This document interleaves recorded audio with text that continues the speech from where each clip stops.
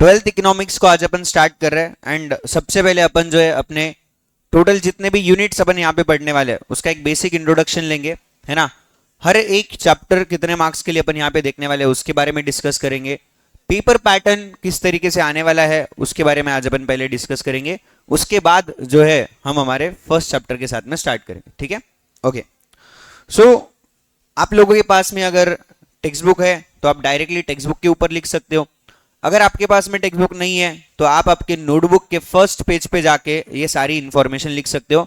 And सबको ये information लिखना कंपलसरी है, बिकॉज बाद में जाके बच्चों को ये सवाल आता है कि सर ये चैप्टर कितने मार्क का है, वो चैप्टर कितने मार्क का है, कौन सा चैप्टर ज्यादा वेटेज रखता है, कौन सा कम वेटेज रखता है। सो इट्स वे बेटर कि आप आपके नोटबुक के फर्स्ट पेज पे ये सारी इंफॉर्मेशन पहले से लिख रखो, ठीक है। तो सब लोग जो है अपने नोटबुक के फर्स्ट पेज पे इंफॉर्मेशन लिख सकते हैं, ठीक है। चलो सब लोग अपनी अपनी नोटबुक निकालो, एवरीवन नोटबुक निकालो। ओके, उसके ऊपर कुछ कॉलम आपको बनाने हैं। सबसे पहले वहां पे हेडिंग डालो, चैप्टर वाइज मार्क्स डिस्ट्रीब्यूशन। ये एक बेसिक चीज सबसे पहले पता होना जरूरी है जब हम ट्वेल्थ में आ रहे हैं, बिकॉज इससे अपने को समझ में आएगा कि कौन सा चैप्टर अपने लिए बहुत इंपॉर्टेंट है ना, कौन सा लीस्ट इंपॉर्टेंट बन जाता है। ओके, एंड मार्क्स का वेटेज डिस्ट्रीब्यूशन किस हिसाब से दिया गया है, पेपर इसी हिसाब से आता है 19-20, है ना। इसके बाहर कुछ भी आएगा क्या? नहीं। ओके, बोर्ड का डिजाइन सिलेबस होता है और उसके हिसाब से ही वो लोग जो है आपको क्वेश्चंस पूछते हैं, है ना। अपने को यहाँ पे टोटल 10 चैप्टर्स पढ़ने, कितने पढ़ना है? 10। जैसे हमने हमारे 11th इकोनॉमिक्स के अंदर 10 चैप्टर पढ़े, वैसे ही यहां पे भी अपने को कितने चैप्टर पढ़ने हैं? 10 चैप्टर पढ़ने के हैं, ठीक है। चलो, तो सबसे पहला जो अपन यहां पे कॉलम बनाएंगे उसका नाम होगा चैप्टर नंबर। दूसरा कॉलम बनेगा चैप्टर नेम। तीसरा कॉलम बनेगा that is minimum marks.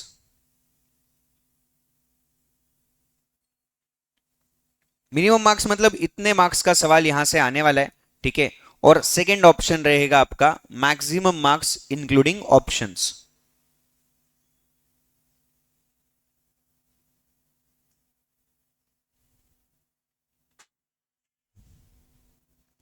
Economics के पेपर में अपने को बहुत ज्यादा ऑप्शंस दिए जाते हैं, है ना। अपने को 80 मार्क्स का पेपर होता है बट एक्चुअली पेपर जो है वो 100 के ऊपर के मार्क्स के लिए आ जाता है, ठीक है। बिकॉज ऑप्शंस हर क्वेश्चन में अवेलेबल रहेंगे एक्सेप्ट ऑब्जेक्टिव्स। ऑब्जेक्टिव्स में ऑप्शन नहीं रहेगा, बाकी हर जगह पे तुमको ऑप्शंस ही ऑप्शंस भर भर के दिखाई देंगे, है ना। तो बहुत इजी सा एकदम सिंपल सा पेपर होता है एंड इजीली आप जो है इसके अंदर 90 प्लस स्कोर कर सकते हो क्या? यस। कब? जब मैं बोलूं वो सब करोगे तब, है ना। जैसा मैं बोलूं वैसा अगर तुम लोग पढ़ाई करोगे तो तुम लोग जरूर 90 प्लस स्कोर कर सकते हो। अगर नहीं किया तो फिर मेरी गारंटी नहीं है ना। फिर मैं गारंटी दूंगा कि किसी चीज की? नहीं दूंगा, ठीक है। यस, तो सबसे पहले यहां पे आप लिखो आके दैट इज चैप्टर नंबर 1, जिसका नाम है introduction to micro and macro economics.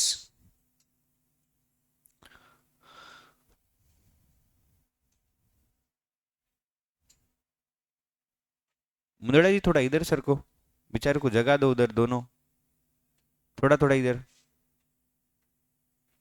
Okay, सबसे पहला नाम लिखा introduction to micro and macro economics, है ना। चैप्टर वाइज डिस्ट्रीब्यूशन कम से कम ये आएगा 7 मार्क्स के लिए और विथ ऑप्शन आएगा ये आपके लिए 10 मार्क्स के लिए, है ना। दूसरा नाम इसके अंदर अपन लिखेंगे that is utility analysis.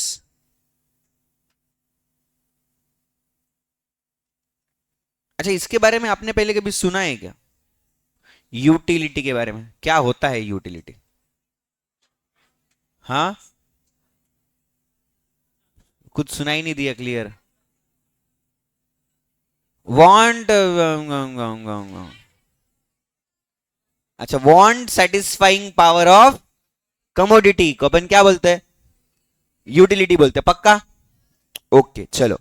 So first is your utility analysis, है ना, जो आपको पूछा जाएगा मिनिमम 7 मार्क्स के लिए और मैक्सिमम 10 मार्क्स के लिए। बहुत ही इंपॉर्टेंट चैप्टर है हमारा, है ना। इससे अपन जो है हमारी 12th इकोनॉमिक्स की शुरुआत करने वाले, ठीक है। यस, सेकंड जो थर्ड चैप्टर बनता है उसके दो पार्ट्स केवल है, एक है 3A और दूसरा होता है 3B। तो 3A का नाम है that is your demand analysis,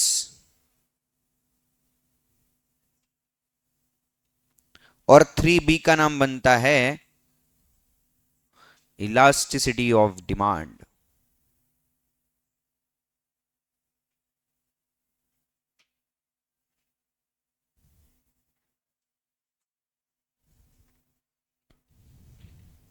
ये दोनों भी चैप्टर्स आपको कम से कम 8 मार्क के लिए पूछे जाएंगे और ज्यादा से ज्यादा 12 मार्क के लिए पूछे जाएंगे, यानी कि विथ ऑप्शन ये दोनों चैप्टर, दोनों क्या एक ही चैप्टर है, चैप्टर नंबर 3, वो आपके पेपर का 25% वेटेज कैरी करता है। बहुत बड़ी बात है नहीं, है ना। अगर 80 में से 24 मार्क इसी से आने वाले हैं, यानी कि 25% से ज्यादा मार्क्स आपको कौन सा चैप्टर दिलाएगा? सिर्फ एक अकेला chapter, that is chapter number 3। Okay, तो इसको कभी भी छोड़ने के बारे में सोचना है क्या? नहीं सोचना है। Okay, chapter number 4 is your supply analysis.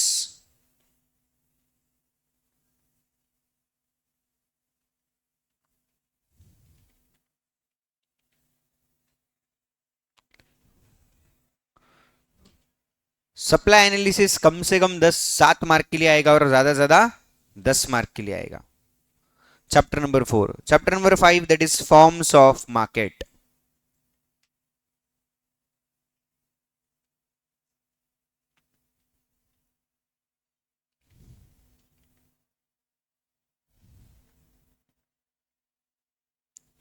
कम से कम 7 मार्क, ज्यादा से ज्यादा 10 मार्क। चैप्टर नंबर 6 जो मैं तुमको पिछले 2 दिनों से बार बार बोले जा रहा था, कौन सा है? Index number.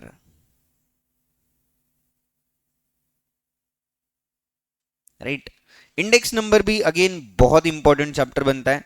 कम से कम 8 मार्क के लिए पूछा जाएगा, ज्यादा से ज्यादा 11 मार्क के लिए।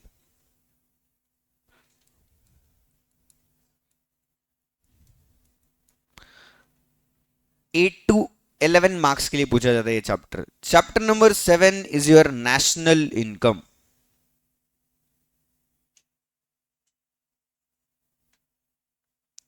Again the most important, national income for 8 to 12 marks.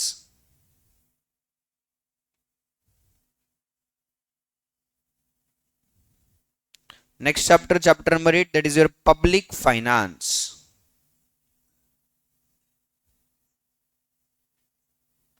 Again for 8 to 12 marks.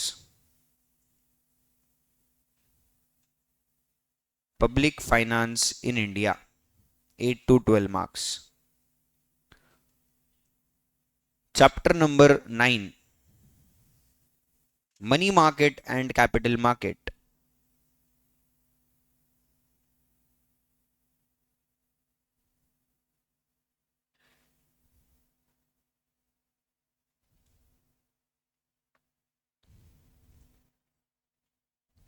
Money market and capital market, 8 to 11 marks. And chapter number 10, foreign trade in India.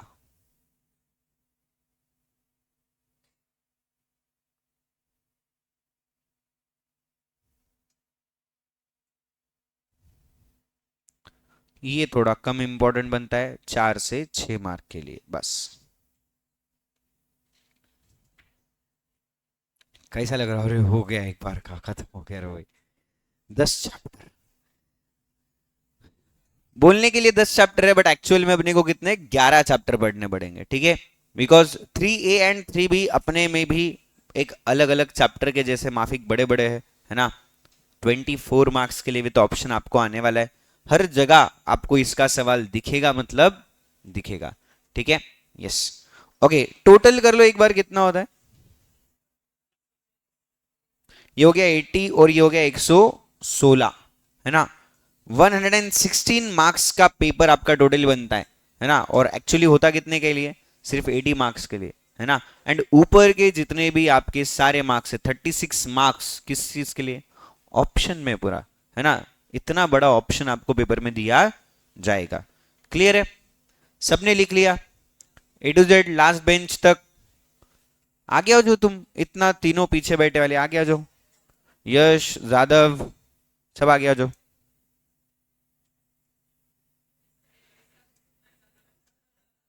अरे यश है, उनो है, जादव उनो है। हाँ वो तू ये बेंच पे नहीं, ये बेंच पे नहीं, पीछे पीछे सेकंड बेंच पे बैठ। हाँ लिखे तुम लोगों ने, एक बार देखो वापस से फटाफट। बुक के पहले पेज पे लिखना है, आखिरी नहीं। बुक बनानी पड़ेंगी उसके लिए पहले। इकोनॉमिक्स की बुक है वो, इको नहीं है तो मत लिख। इको की बुक है तो पहले पेज पे लिखना है। अभी इको के लिए एक नई बुक बना, अभी के लिए तो लिख दे, घर पे जाके दूसरा लिख दे भाई।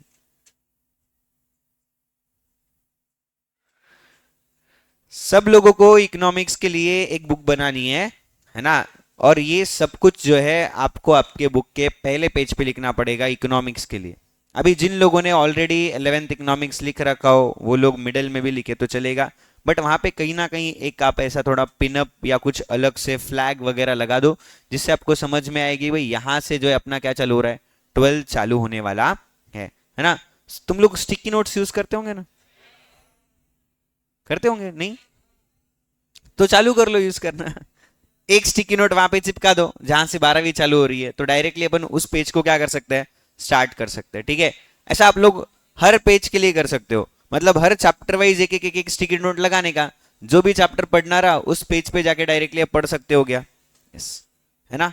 तो बहुत सारे टिप्स एंड ट्रिक्स आप यूज कर सकते हो while doing studies for your 12th, जिससे कि आपका टाइम जो है वो बच जाएगा और पढ़ाई बहुत ही अच्छे से हो जाएगी। ठीक है, अभी ये हो गए हमारे 10 चैप्टर, है ना। 10 चैप्टर अपने को जो यहाँ पे पढ़ने हैं। ओके, एक बार बेसिक इंट्रोडक्शन देख लेते हैं सब में क्या क्या बोला हुआ है ना। अभी जैसा हमने 11th इकोनॉमिक्स के अंदर पढ़ा है ना, अनएम्प्लॉयमेंट हो गया, पॉवर्टी हो गया, पॉपुलेशन हो गया, ऐसा कोई भी चैप्टर यहाँ पे है क्या, नहीं है। यहाँ पे जितने भी चैप्टर्स है ये सारे के सारे कंसेप्ट पे बेस्ड है ना। अभी तक जो हमने पढ़ा that was just about the theory and knowledge, जो आपको जनरल नॉलेज में भी मिल सकता था, जो आपको करंट अफेयर्स में मिल सकता था। ओके, बट अभी अपन जो पढ़ेंगे that is totally based on the concepts जो अपने 12th में अपने को पढ़ना है। ठीक है, सबसे पहला चैप्टर जो हमारा बनता है that is about the introduction of micro and macro economics, है ना। आप लोगों ने 11th के अंदर माइक्रो और मैक्रो इन दोनों के बारे में सुना होगा, है ना। माइक्रो किसे बोला जाता है,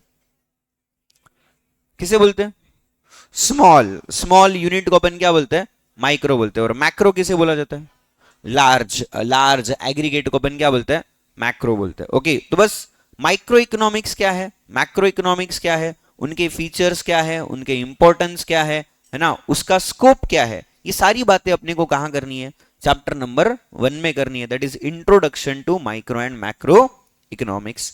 ठीक है, वैसे तो ये चैप्टर नंबर 1 है, बट अपन इसको पढ़ने वाले सबसे लास्ट में, है ना। ये चैप्टर अपन कभी भी शुरुआत करेंगे क्या इससे, नहीं करेंगे। पहले अपन ये समझ लेंगे कि माइक्रो में क्या क्या आता है, मैक्रो में क्या क्या आता है, उसके बाद जाके अपन क्या करेंगे, इंट्रोडक्शन को शुरू करेंगे, जब सारा इंट्रोडक्शन खत्म हो जाएगा उसके बाद। ठीक है, यस, मतलब पहले रिश्तेदारों को सब मिलवा देंगे, पहचान करा देंगे, फिर बोलेंगे कि ये चाचा जी है, ये फूफा जी है, मामा जी है, काका जी है, ऐसी बात हो गई, है ना। चलो, सेकेंड चैप्टर, यहां से सेकेंड चैप्टर से लेके टिल चैप्टर नंबर 5, ये जितने भी चैप्टर्स आते हैं ये सारे के सारे आपके माइक्रो इकोनॉमिक्स के पार्ट बनते हैं। किसके पार्ट बनते हैं, माइक्रो इकोनॉमिक्स के। तो चैप्टर नंबर 2 से लेके चैप्टर नंबर 5 तक अपन क्या पढ़ रहे हैं, माइक्रो इकोनॉमिक्स पढ़ने वाले। ओके, उसके बाद जो अपन पढ़ेंगे chapter number 7 to chapter number 10, ये आपका किसका पार्ट हो जाएगा, मैक्रो इकोनॉमिक्स का पार्ट हो जाएगा। तो जो भी आपको सिलेबस दिया गया है 10 चैप्टर्स का, उसको 2 पार्ट्स में डिवाइड किया गया है, एक होता है माइक्रो इकोनॉमिक्स और एक होता है मैक्रो इकोनॉमिक्स, है ना। तो chapter number 2 to 5 is your micro economics and chapter number 7 to 10 is your macro economics. ठीक है, इस तरीके से इकोनॉमिक्स को कितने पार्ट्स में डिवाइड किया, कितने पार्ट में डिवाइड किया? 5 लोग क्यों बैठे वहां पे? उठो एक जन, जो भी लास्ट में आया होगा, एक जन उठो जल्दी जल्दी। किधर सेटल होते तुम? जागा जागा जागा जागा। ओहो, आज तो हाउसफुल दिख रहा है एकदम। कल के मैसेज का असर है लगता है। हाँ, कल ऐसा मैसेज किया ना, कल से सब लोग रेगुलर कंपलसरी आना। सब लोग आ गए लगता है आज। एकदम हाउसफुल, खचाखच भर गया है क्लासरूम। ओके यस, ठीक है, बैठो बैठो। ओके यस, चलो ध्यान दो, अगली बात करते हैं। चैप्टर नंबर 2 किसके बारे में बात करता है? यूटिलिटी एनालिसिस के बारे में बात करता है। पीछे बॉयज, बॉयज बातें नहीं करेंगे कोई भी, उधर लास्ट बेंच बातें नहीं। चैप्टर नंबर 2 अपन किसके बारे में बात कर रहे हैं? अबाउट द यूटिलिटी एनालिसिस के बारे में बात कर रहे हैं। यूटिलिटी के बारे में आप लोगों ने पहले सुन रखा है ना? यस। ओके, इसके ऊपर डिटेल एक चैप्टर अपने को पढ़ना है, जहां पे अपन ये समझेंगे कि यूटिलिटी के फीचर्स क्या होते हैं, यूटिलिटी के टाइप्स क्या होते हैं, ठीक है। फिर यूटिलिटी के ऊपर एक लॉ दिया गया है जिसको हम बोलते हैं that is law of DMU, that is law of diminishing marginal utility, right. Foundation वाले बच्चों ने पढ़ रखा है ना? उसके बारे में अपन यहाँ पे डिटेल करेंगे। उसके कुछ अजम्पशंस होते हैं, उसके कुछ एक्सेप्शंस होते हैं, उसके बारे में भी अपने को यहाँ पे पढ़ना पड़ेगा, ठीक है। यस, तो मे भी ऐसा हो सकता है कि जो फाउंडेशन वाले बच्चे उनको लगता है सर ये तो हमको आता ही है ना? यहां तक 2 to 4 आता है क्या आप लोगों को? यस, आता है। Chapter number 3A that is your demand analysis, जहां पे अपन किसकी बात करने वाले हैं? डिमांड, मांग, मांगनी अपन जिसको बोलते हैं ना। आप लोगों की भी तो घर वालों के पास बहुत सारी डिमांडें होती है, ये दिलवा दो, वो दिलवा दो, ऐसा करना है, वैसा करना है, यहां जाना है, ये चाहिए, वो चाहिए।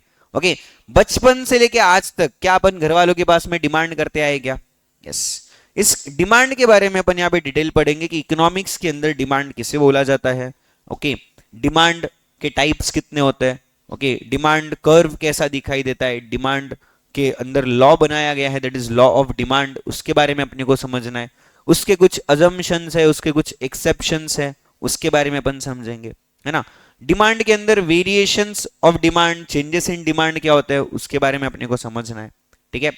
नेक्स्ट आपके लिए आता है that is elasticity of demand. Okay, elasticity of demand के अंदर अपन ये बात करते हैं कि भाई प्राइस के चेंज होने से डिमांड में कितना चेंज आएगा। ओके, अच्छा, इसके अंदर भी ऐसे कौन से फैक्टर्स है जो हमारे डिमांड को चेंज कर सकते हैं, वो अलग अलग फैक्टर्स के बारे में अपने को समझना है ना। अलग अलग टाइप्स ऑफ इलास्टिसिटी के बारे में अपने को समझना है, जिसको अपन price elasticity, income elasticity, cross elasticity बोलते हैं। प्राइस इलास्टिसिटी के टाइप्स कितने होते हैं उसके बारे में अपने को समझना है। डिटेल चैप्टर, इंपॉर्टेंट चैप्टर हमारे लिए बन जाता है, ठीक है। ये दोनों भी चैप्टर ना मोस्ट इंपॉर्टेंट है, गारंटीड है कि इसके ऊपर हर जगह क्वेश्चन आएगा, मतलब आएगा। Either it be a objective, either it be a subjective, हर जगह यहां से सवाल आना है, मतलब आना है, ठीक है। 4th चैप्टर हमारे लिए बन जाता है that is your supply analysis. Supply analysis के अंदर अभी हमने बात की डिमांड की, उसके बाद अपन बात करते किसकी? सप्लाई के बारे में, राइट। डिमांड होता है एक कंज्यूमर के एंगल से, अपन लोग जो है बीइंग अ कंज्यूमर चीजों की क्या करते हैं? डिमांड करते हैं। प्रोड्यूसर, मैन्युफैक्चरर, सेलर ये चीजों का क्या करता है? सप्लाई करता है, वो चीजें बेच रहा है, अपन उसको खरीद रहे हैं, है ना। तो उसके एंगल से अपने को ये पूरा चैप्टर पढ़ना पड़ेगा, ओके, कि सप्लाई पे कौन से फैक्टर्स जो है वो इंपैक्ट करते हैं, अफेक्ट करते हैं, है ना, उसके बारे में पढ़ेंगे। लॉ ऑफ सप्लाई क्या होता है उसके बारे में समझना है, उसके अजम्पशंस, उसके एक्सेप्शंस क्या होते हैं वो देखेंगे, ओके। वेरिएशंस इन सप्लाई क्या होते हैं, चेंजेस इन सप्लाई क्या होते हैं, ओके। उसके बाद यहाँ पे अलग अलग कॉस्ट के टाइप्स, रेवेन्यू के टाइप्स भी हमको पढ़ने हैं, ओके, जिसके बारे में आप लोगों ने पहले सुन रखा है, जिसको अपन बोलते हैं that is marginal cost, average cost and total cost, marginal revenue, average revenue and total revenue, right. Foundation वाले बच्चों ने इसके बारे में सब कुछ सुन रखा है, बहुत ही डिटेल में हमने इसकी पढ़ाई कर रखी है, ठीक है।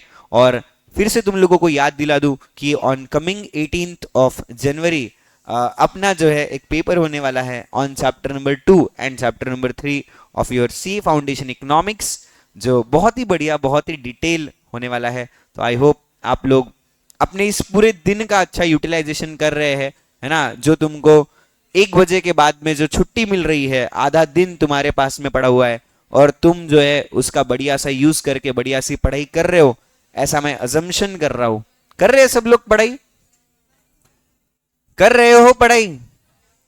जितना दिन तुम्हारे पास में, आधा दिन तुम्हारे पास में अवेलेबल है आज और आने वाले आई थिंक कुछ और दिन, अज्यूम करते हैं कि इस वीकेंड तक है ना, 10 तारीख तक तुम्हारा जो आज का शेड्यूल है ना वैसे ही शेड्यूल रहने वाला है ना। लॉ की क्लास अभी नहीं है कुछ दिन और, तो तुम लोग जो है बढ़िया सा इस टाइम का यूटिलाइजेशन कर सकते हो। जितना भी तुम्हारा रिवीजन है, बैकलॉग है, मैं फिर से याद दिला रहा हूं कि सब कंप्लीट कर सकते हो। टाइम वापस नहीं आएगा। बाद में अपन पछताते कि हमारे पास टाइम नहीं है पढ़ाई करने को। अभी टाइम है, अभी पढ़ लो, ठीक है सब लोग। यस, ध्यान दो इधर भाई। सब लोग जो है अपने पास अच्छा खासा टाइम है। आपका 11th का, 12th का या फाउंडेशन का जो भी पढ़ाई है, जो भी रिवीजन है, जो भी बैकलॉग है, सारी की सारी चीजें अभी टाइम में कंप्लीट कर लो। आपके पास समय है, समय का यूज लो। ओके, बाद में पछताना पड़ सकता है कि टाइम ही नहीं है, कब पढ़ूं, इतना सब कुछ है, कैसे होगा, क्या होगा।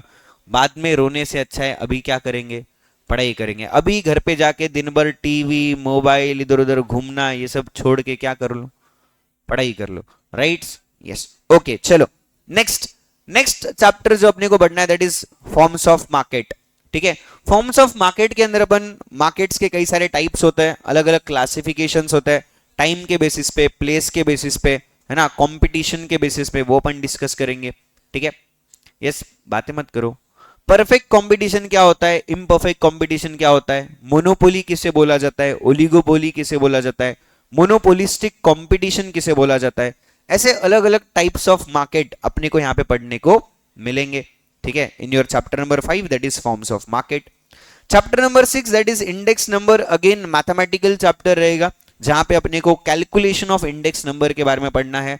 अलग अलग फॉर्मूलाज अपने को यहाँ पे डिस्कस करने पड़ेंगे। जैसे हमने पार्टीशन वैल्यूज के बारे में डिस्कस किया था 11th में, वैसे ही अपन यहाँ पे इंडेक्स नंबर का कैलकुलेशन करेंगे। अलग अलग फॉर्मूला है, price index number, quantity index number, value index number, Laspeyres price index number, Paasche's price index number, इसके बारे में अपन यहाँ पे समझेंगे।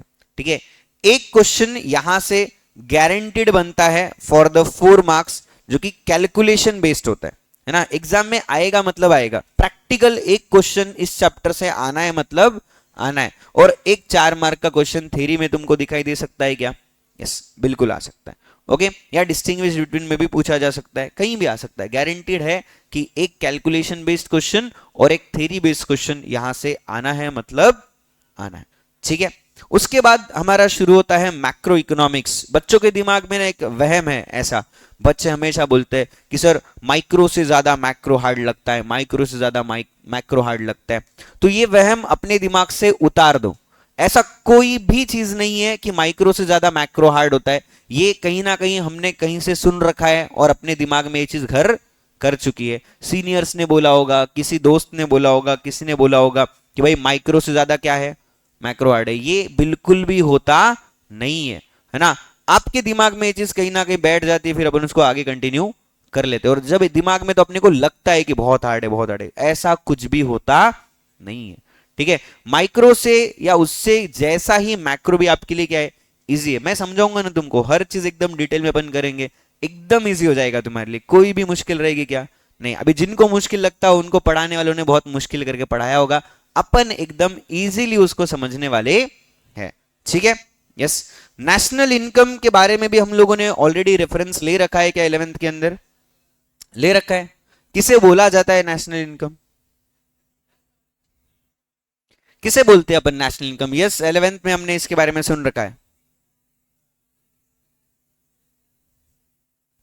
आपस में बातें नहीं करनी है, आंसर मुझे देना है। नेशनल इनकम किसे बोला जाता है? शाश्वत बातें मत कर, कितनी बातें करता थे वो, तो क्लास में ध्यान नहीं देता, फिर कुछ बोले तो और अच्छा नहीं लगता। चलो बताओ, नेशनल इनकम किसे बोला जाता है? Income of nation. नेशन की इनकम, नेशन पैसे कमाता है लोगों की, कौन से? उस नेशन के अंदर रहने वाले जितने भी लोग हैं उन सभी लोगों की अगर इनकम का टोटल कर दिया जाए तो अपने को क्या मिल जाएगा, उस नेशन का इनकम, जिसको अपन क्या बोलते हैं, नेशनल इनकम बोलते हैं, राइट। तो नेशनल इनकम कैलकुलेट करने के फॉर्मूलाज क्या है वो अपन यहां पे समझेंगे। नेशनल इनकम कैलकुलेट करने के मेथड्स क्या है उसके बारे में हमको यहां पे समझना है, राइट। तो एकदम डिटेल बढ़िया इजी भाषा में अपन यहां पे समझेंगे कि नेशनल इनकम को income method, expenditure method and product method, ये तीन मेथड से जो है नेशनल इनकम को कैलकुलेट किया जा सकता है।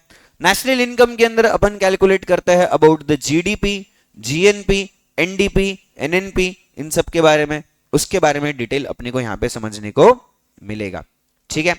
नेक्स्ट सवाल चैप्टर बनता है आपके लिए, that is public finance in India, है ना। पब्लिक फाइनेंस ये वर्ड पहले कभी आया है क्या, क्या बोलता है इसका मीनिंग बताओ, पब्लिक की फाइनेंस, नो।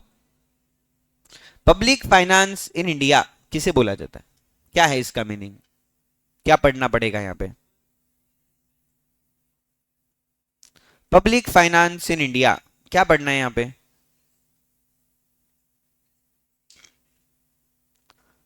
देखो हम सबको पता है कि हमारी गवर्नमेंट जो है वो each and every year budget बनाती है, बनाती है क्या बजट।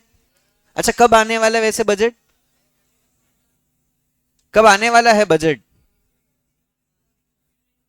यस किसको पता है answer, raise your hand. Budget कब प्रेजेंट किया जाता है,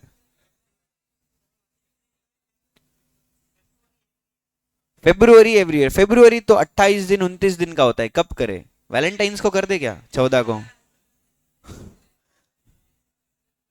1 फेब्रुवरी को each and every year budget present किया जाता है, yes 1 February every year India में जो है बजट प्रेजेंट किया जाता है, ठीक है। अच्छा यस बातें मत करो, इधर ध्यान दो, बातें नको बाबा, अपन 12वीं में आ गए, 11वीं में मजे किए ना, अब 12वीं में सीरियस एकदम focus, full on serious mode, focus mode तुम्हारे जिंदगी में चालू कर दो तुम अब, ठीक है, यस। अच्छा तुम लोगों को पता है तुम्हारे मोबाइल में भी एक ऐसा फोकस मोड होता है ना, जो तुम यूज करते हो कभी, कितने लोग हैं ऐसे जो फोकस मोड का यूज करते हैं, शाश्वत के मोबाइल में भी है फोकस मोड, टेक्नोलॉजी है भाई, हाँ घर पे है, यस बराबर। ओके कुछ लोग हैं, बहुत कम लोग हैं, 8-10 लोगों के हाथ ऊपर है जो फोकस मोड का यूज करते हैं, ठीक है। फोकस मोड सच में बहुत अच्छी चीज है ना, आप लोगों के लिए तो बहुत ज्यादा अच्छी चीज है, ठीक है। सबसे पहले आज एक काम कर दो, है ना, अभी अपन 12th की शुरुआत आज कर चुके हैं, तो आज से जो है बदलाव आना चाहिए, 1 तारीख से नहीं आया छोड़ो, नए साल का रेजोल्यूशन गया भाड़ में, है ना, बट नए लेवल का एजुकेशन बनाओ, 12वीं के कुछ अपने रेजोल्यूशंस बनाओ, ठीक है। और सबसे पहले आज जो चीज अपने को बंद करनी है वो अपने मोबाइल में आने वाले जितने भी अननेसेसरी नोटिफिकेशंस है जो अपने को डिस्ट्रैक्ट करने का काम करते हैं, उन सबको क्या कर दो, बंद कर दो, राइट। फर्स्ट ऑफ ऑल सबसे पहला काम क्या करेंगे अपन लोग, आज जाके नोटिफिकेशंस को ऑफ कर देंगे, ठीक है। दूसरा काम क्या करने का है कि अपने को अपन जब भी पढ़ाई करते, जब भी फोन यूज करते, क्या चालू रखने का है, फोकस मोड को ऑन रखने का है। अच्छा फोकस मोड ऑन करने के साथ में प्लस आपको इसमें कुछ एप्लीकेशंस ऐसे भी बोलने पड़ेंगे जिनको आप इस टाइम में यूज नहीं करना चाहते हो, ठीक है। और इसके अंदर आप आपके सारे सोशल मीडिया एप्स को क्या कर देना, टिक कर देना, और जब भी आप पढ़ाई करते हो फोकस मोड चालू करके पढ़ाई करो, सो दैट आपको कोई ना नोटिफिकेशन आए ना आप उसको मोबाइल को देखो। जब भी पढ़ाई कर रहे हो मोबाइल को थोड़ा दूर रखने का, ऐसा सेफ डिस्टेंस मेंटेन करने का कि तुम्हारा हाथ वहां तक ना पहुंचे, ना तुम्हारी चेयर पहुंचे, वरना अपन क्या है मन बड़ा चल भी चले, जानते ना 2 मिनट क्या होता, देख लेते एक बार।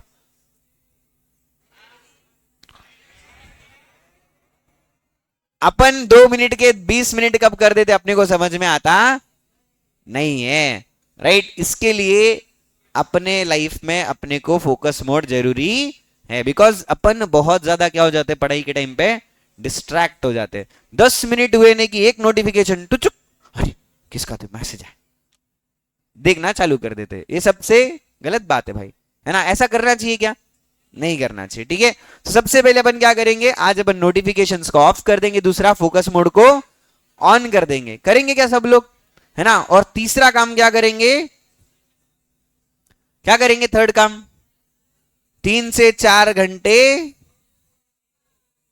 पढ़ाई करेंगे, पढ़ाई। अपने फोन में से सारे गेम्स भी डिलीट कर देंगे,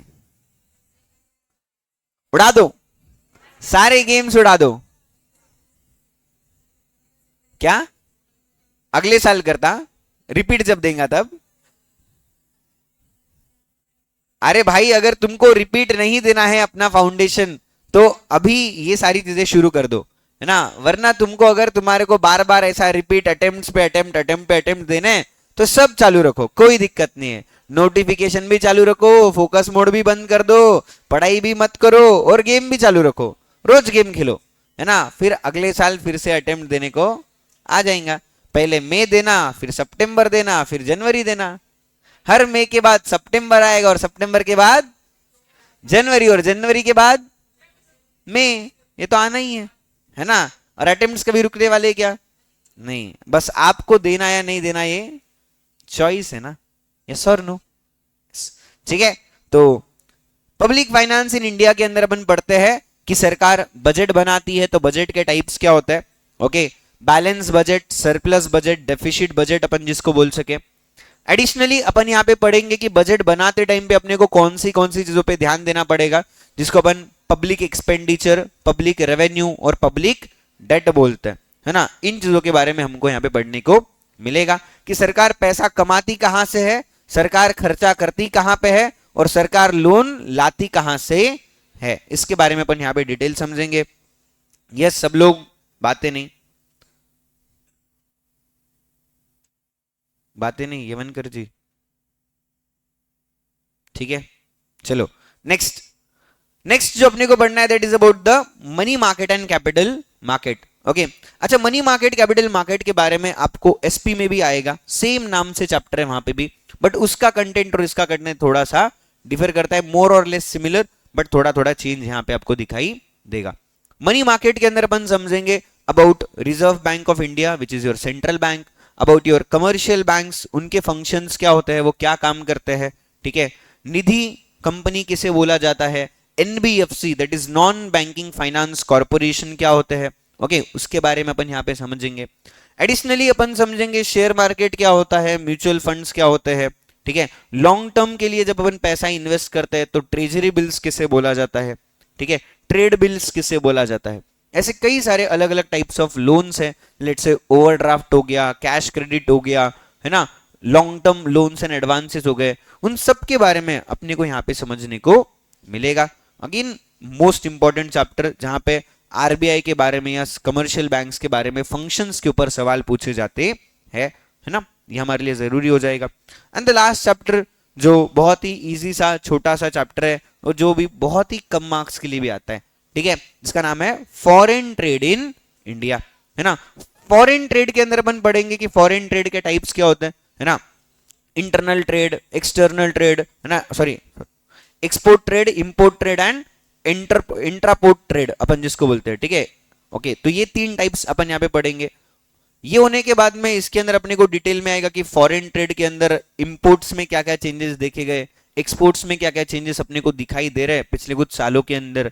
जब इंडिया इंडिपेंडेंट हुआ था तब अपने हालात क्या थे इंपोर्ट एक्सपोर्ट के लेके, और आज अपने हालात क्या है उसके बारे में अपन यहाँ पे समझेंगे। एंड ऐसे टोटल 10 चैप्टर अपने को पढ़ना है ना। और ये सारा का सारा सिलेबस आपका कंप्लीट हो जाएगा टिल द मंथ ऑफ मतलब दिवाली, अक्टूबर नवंबर में जब भी होगी तब तक आपका ये सारा का सारा सिलेबस खत्म हो जाएगा, राइट। बहुत ही आराम से धीरे धीरे डिटेल पढ़ते पढ़ते, टेक्स्ट बुक में हर चीज को हाईलाइट करते हुए, नोटबुक में हर चीज को लिखते हुए, है ना, सभी चीजें अपन अच्छे से करने वाले हैं, राइट। तो अपने को इस पूरे सिलेबस को बहुत ही अच्छे से एकदम बढ़िया क्वालिटी में पढ़ना है ना। पूरा का पूरा फोकस आप लोगों का चाहिए। जब भी मैं जो भी चीज करने को बोलूँ आप लोगों को वो चीज करनी है, तो आप लोग गारंटीड जो है वो 90+ स्कोर कर सकते हो क्या, यस, है ना। चलो अभी अपन आगे बढ़ते हैं और अपन यहाँ पे और एक चीज यहाँ पे लिखने वाला है, what will be the paper pattern for your exams, ठीक है। यस, तो सेकेंड पेज पे चले जाओ।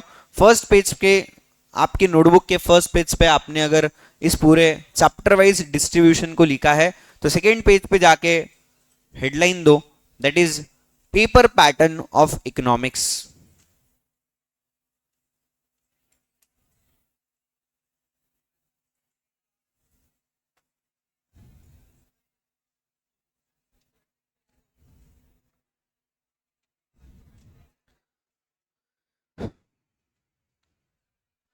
एंड सभी से रिक्वेस्ट है, कल भी टाइम ऐसा ही रहेगा सेम, तो सब लोग जो है 9:15 को क्लास में आ जाए, उससे लेट ना आए, है ना।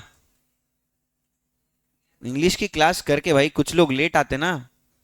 तू कैसा है, 9:20 9:25 को आया वैसे, वही तो फिर बाहर घूम रहा था ना। 9:15 को क्लास में आ जाना, 9 के बाद 9:15 तक तुम्हारा ब्रेक है ऑलरेडी, तो 9:15 को तुम लोग क्लास में चाहिए, ठीक है। चलो, paper pattern of economics, question number 1। अभी क्वेश्चन नंबर 1 के अंदर आपको जो है सारे ऑब्जेक्टिव्स पूछे जाएंगे, ठीक है। चलो पहले मैं तुमको यहां पे ना एक रफ बता देता हूं कि अपने को क्या क्या आएगा, कैसे कैसे आएगा। देखो, ऑब्जेक्टिव्स आपको आने वाले हैं for the 20 marks, very short answers आपको आने वाले हैं for the 12 marks, short answer आएंगे आपको 32 मार्क्स के लिए और लॉन्ग आंसर आएंगे आपको 16 मार्क्स के लिए। अभी लॉन्ग आंसर मतलब सर यहां पे आपको जो है 8-8 मार्क के 2 सवाल किए जाएंगे, कितने, 8-8 मार्क्स के 2 सवाल, यानी कि 8-8 मार्क। 8 मार्क के लिए कितना लिखना पड़ेगा, फिर एक क्वेश्चन का आंसर जाना चाहिए कम से कम 4 पेज के लिए। कितने पेज के लिए, 4 पेजेस। अभी देखो तुम लोगों को अगर 8 मार्क चाहिए होंगे तो तुम एक क्वेश्चन का आंसर लिखना चाहिए कम से कम 3.5 पेज और 4 पेजेस, तो ही तुमको 8 मार्क मिलेंगे, वरना नहीं मिले। हाँ, अभी तो बढ़िया मजा आएगा ना वीडियो। अभी 8 मार्क ऐसा ही देंगे क्या तुमको, 8 मार्क के लिए तुमको उस हिसाब से आंसर्स भी लिखने पड़ेंगे। यस, सब लोग ध्यान दो, इधर बातें मत करो। हाँ हाँ, टेंशन लेने जैसी बात नहीं है। क्वेश्चन ही इतने बड़े बड़े होंगे कि तुम्हारे आंसर्स खुद ब खुद 4 पेजेस में चले जाएंगे, है ना। और तुमको सारे पॉइंट्स याद भी हो जाएंगे, डोंट वरी, बहुत इजी रहता है इकोनॉमिक्स, है ना। 4-4 पेजेस के आंसर बहुत ही छोटी सी बात है, तुम लोग ऐसे ही लिख के आ जाओगे, आई नो दैट, है ना। तो मैं तुमको सब चीजें एकदम बढ़िया से बुलेट पॉइंट्स, मसाला सब याद करा दूंगा, है ना। हाँ, मसाला, अंदर मसाला लिखना पड़ता है, मटेरियल, कंटेंट कंटेंट तो वो कंटेंट, मिर्ची, मसाला सब मैं तुमको याद करा दूंगा, तुम फटाफट फटाफट सब लिख के आ जाना, है ना, और तुमको आउट ऑफ मार्क्स मिल जाएंगे, ठीक है। शॉर्ट आंसर्स 32 मार्क्स के जो बोले गए हैं वो आते हैं 4-4 मार्क के सवाल, जिसके अंदर आपको आएगा answer the following, agree disagree, है ना, सॉल्विंग वाले जो क्वेश्चंस है वो आपको यहाँ पे आएंगे 4 मार्क्स के लिए। वेरी शॉर्ट आंसर्स में आपको 2-2 मार्क के सवाल आता है, distinguish between, identify and explain the concept, है ना। ये सारे सवाल आपको कितने के लिए आएंगे, 2-2 मार्क्स के लिए आएंगे। और ऑब्जेक्टिव्स में हमको filling the blanks, match the following, assertion and reasoning, find the odd one out, ऐसे सारे छोटे छोटे छोटे छोटे सवाल बन जाते हैं, ठीक है। बस इतना सा छोटा सा पेपर पैटर्न बनता है 80 मार्क्स के लिए, और आप बहुत ही इजीली इसको लिख के आ सकते हो, ठीक है। सबसे पहला लिखो question number 1, objectives.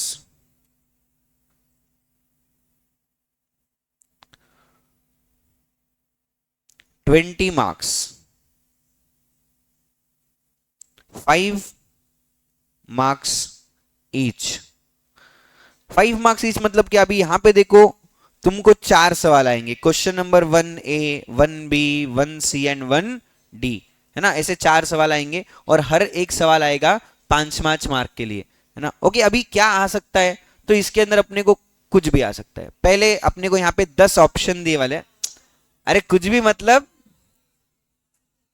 Variety, variety 10 variety है यहाँ पे, और उस 10 वैरायटी में से कोई भी 4 चीजें तुमको वहां पे आ सकती है। मैं ऐसा गारंटी नहीं दे सकता कि तुम्हारे एग्जाम में find the odd one out आएगा मतलब आएगा, बिकॉज ये कंपलसरी है क्या, नहीं है। उनके पास में 10 ऑप्शन है, वो 10 में से तुमको कोई भी दे सकता है, ठीक है।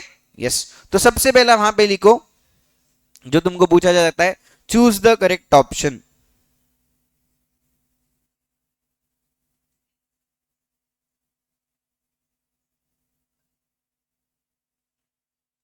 यश, मोबाइल दे दो बेटा, दे दो। बेलोने मामा मोबाइल देखो। मैं बोला ना नोटिफिकेशन बंद करने का, इसे फंसा देते नोटिफिकेशन। लग गई ना फाइन बगैर काम की। चलो, चूज द करेक्ट ऑप्शन में क्या होगा? आपको एक सेंटेंस दिया जाएगा जिसमें फिलिंग द ब्लैंक्स होंगे, और आपको नीचे चार ऑप्शंस भी दिए जाएंगे, और चार ऑप्शन में से आपको जो भी सही लिखता है वो आपको क्या करना है? यूज करके वो सेंटेंस वापस से लिख देना है। Choose the correct option and rewrite the sentence, इस तरीके से सवाल होता है। Second, complete the correlation.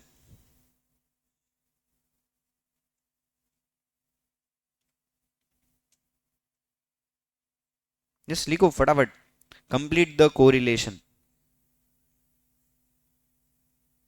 क्या?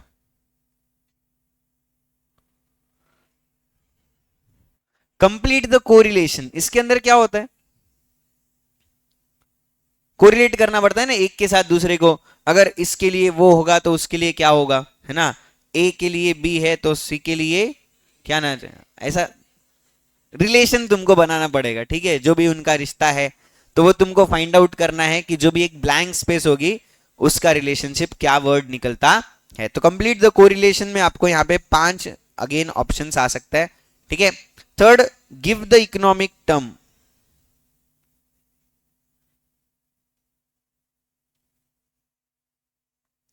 गिव इकोनॉमिक टर्म के अंदर आपको एक सेंटेंस दिया जाएगा, और उस सेंटेंस के लिए इकोनॉमिक्स में कौन सा वर्ड यूज किया जाता है, कौन सा वर्ड उसको रिप्रेजेंट करता है, वो आपको बोलना पड़ेगा, राइट? अभी जैसा लेट से अगर आ जाए want satisfying power of commodity, right? तो ऐसे एक सेंटेंस आएगा और उसके लिए वर्ड क्या है वो आपको फाइंड आउट करना है, ठीक है? Yes, that is a give economic term, है ना? चलो, next, find the odd one out.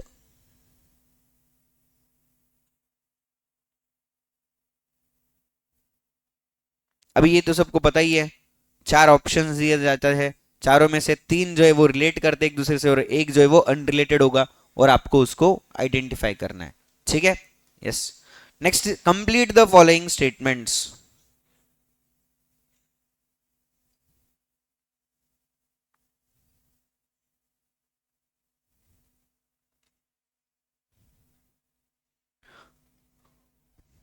Complete the following statements is the filling the blanks. यहां पे आपको कोई ऑप्शन दिए जाएंगे क्या? नहीं, जस्ट एक स्टेटमेंट होगा, उसमें जगह ब्लैंक है, उस जगह पे क्या आएगा वो आपको बताना है। कोई ऑप्शन सामने वाले बोर्ड की तरफ से दिया जाता नहीं है, ठीक है? आपको उस स्टेटमेंट को कंप्लीट करना है, okay? Next, choose the wrong pair.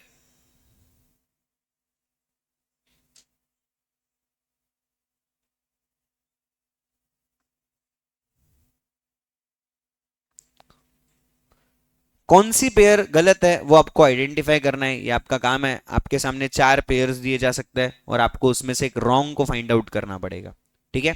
Yes.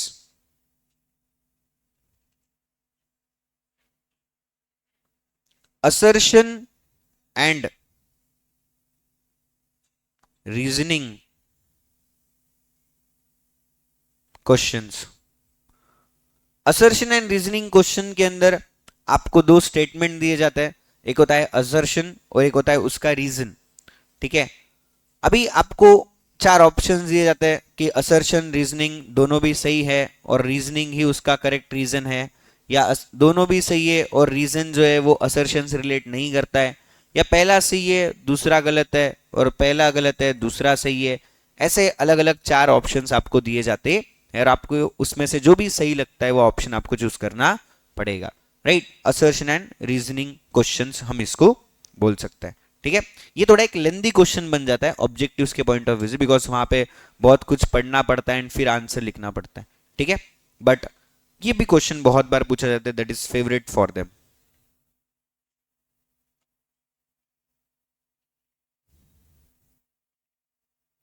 Identify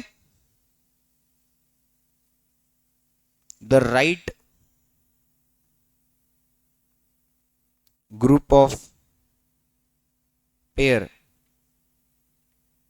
pairs from the given option.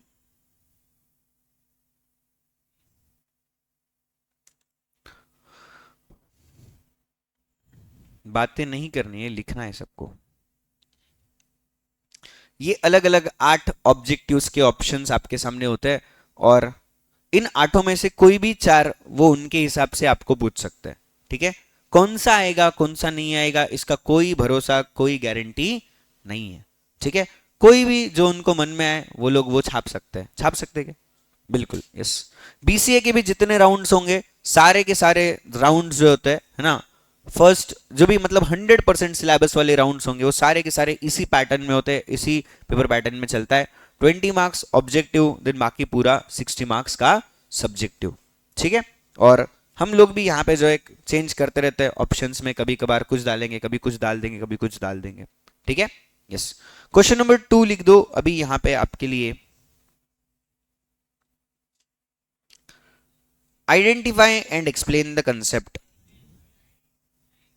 10:08 हुए, बहुत टाइम है अभी।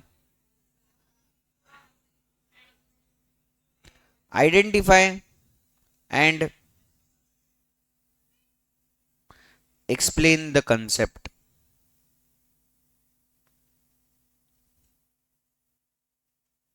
Any 3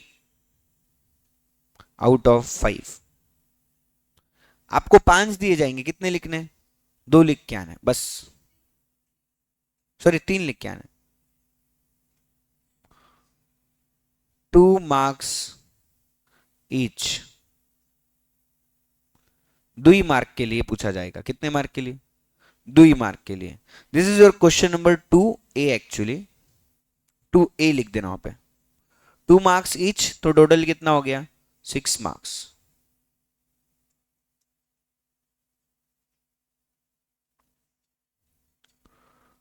question number 2B।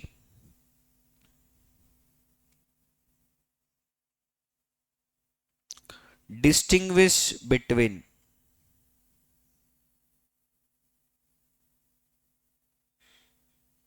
Any 3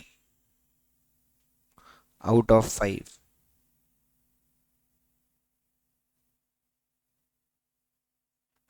2 marks each,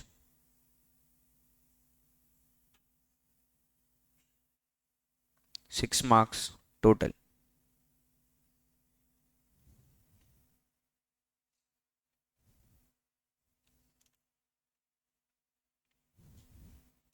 with option कितने के हो गई ये? विथ ऑप्शन कितने के हो गए? 10-10 मार्क के हो गए, राइट? यस। 8 मार्क का ऑप्शन तो आपको यहीं मिल गया।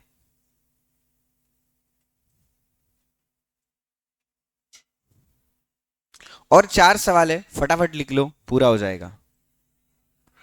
अरे हो जाएगा यार। Question number 3। Question number 2A is identify and explain the concept. Question number 2B is your distinguish between, है ना। एंड क्वेश्चन नंबर 3 आपके लिए बनता है, that is answer the following questions और answer the following statements. Answer answer the following questions. इसमें भी आपको जो है भरपूर ऑप्शन दे दिया जाएगा, है ना। Any 3 out of 5, 4 marks each यहां पे होने वाले, and this question is of 12 marks in total.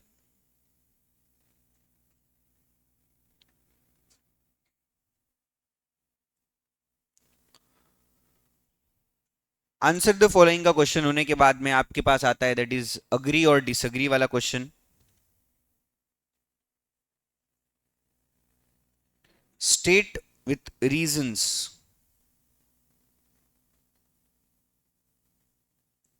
whether you agree or disagree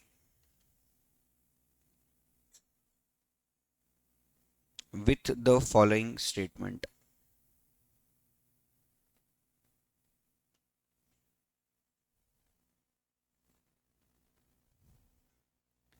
Again same, any 3 out of 5.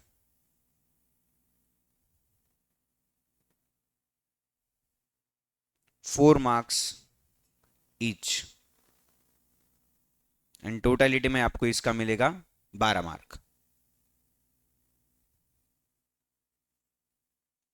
अभी देखो होता है ऐसे कि क्वेश्चन के अंदर तुमको सिर्फ अग्री और डिसअग्री इतना वर्ड लिखने का पूरा मार्क्स मिलेगा क्या? नहीं। तो पहला आंसर जो है आपने ये लिखना है, this yes I agree with the given statement and the statement, और yes I disagree with the given statement and the statement.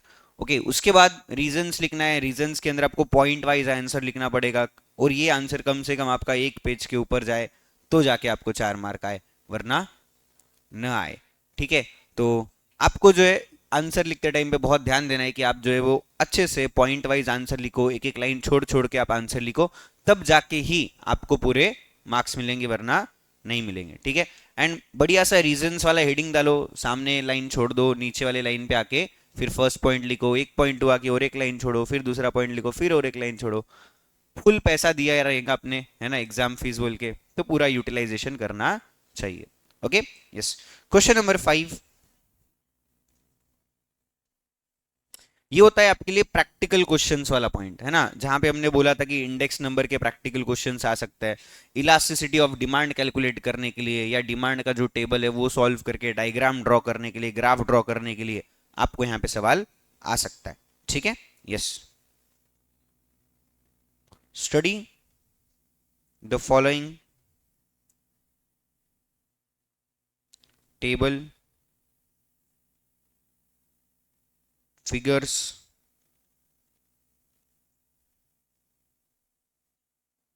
passage and answer the questions given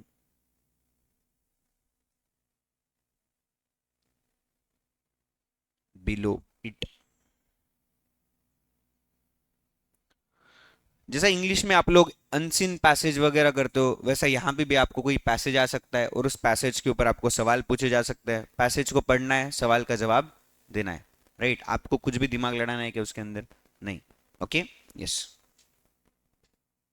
again इसके अंदर आपको जो है ऑप्शन आएगा, that is any 2 out of 3,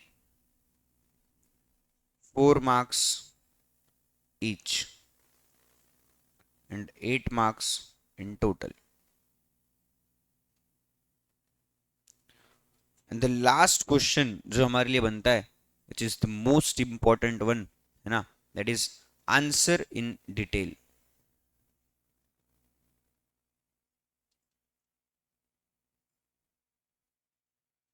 any 2 out of 3, 8 marks each and 16 marks total।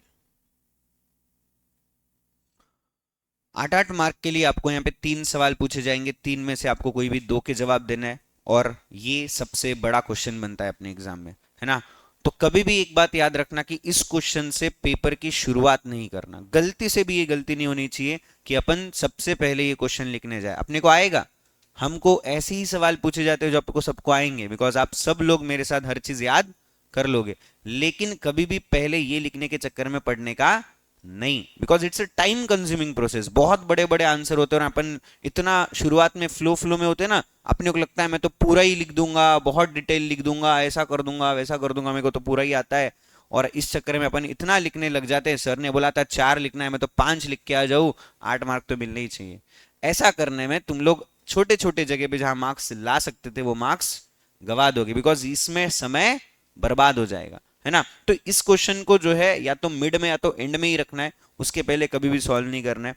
पहले objective solve करो, 20 mark के objective 15 minute में हो जाता है। इससे इजी कोई पेपर होता है क्या? फिर नहीं होता। तो फटाफट पहले क्या करना है, 20 मार्क के ऑब्जेक्टिव सॉल्व करना है। जैसा पेपर पैटर्न चल रहा है उसी हिसाब से चलो। हो सके तो इस क्वेश्चन को एंड में ही रखो, बट ऐसा बिल्कुल भी मत करना कि एंड में समय ही ना बचे, है ना। लास्ट 1 घंटा जब भी आपका बचा है तब आपको इन आंसर्स के पीछे लगना चाहिए, या आधे घंटे के पहले तो होना ही चाहिए, है ना। बिकॉज आखिरी में अगर ये आंसर रह गया ना तो तुम्हारे पूरे 16 के 16 मार्क्स जा सकते हैं। ओके, इकोनॉमिक्स का जो पेपर होता है वो बच्चों को बहुत बार लेंदी लगता है, टाइम लगता है पेपर सॉल्व करने में, तो हमको जो है वो बहुत ज्यादा टाइम मैनेजमेंट करना पड़ेगा। और ये टाइम मैनेजमेंट के लिए आप लोगों के पेपर्स राउंड्स बीसीए में होते हैं, तो अपन वीकली टेस्ट भी करेंगे, अपन जो है वो राउंड्स भी लेंगे। इस बार जैसा अपन ने 7 राउंड्स लिए 12th वालों के, तो तुम्हारे लिए भी ऐसे ही राउंड्स होंगे, है ना। तो उसके अंदर अपने को best time management, paper presentation, अपनी पढ़ाई का मैनेजमेंट, सारी चीजें अपन उसके अंदर सीख जाते हैं, ठीक है। तो बेस्ट वे में अपने को पूरा पेपर लिखना है, एंड इस तरीके से लिखना है कि आपको 80 आउट ऑफ 80 आ जाए। बाकी कॉलेज वाले तो 20 तुमको देने वाले ना कॉलेज वाले 20 कि नहीं देंगे?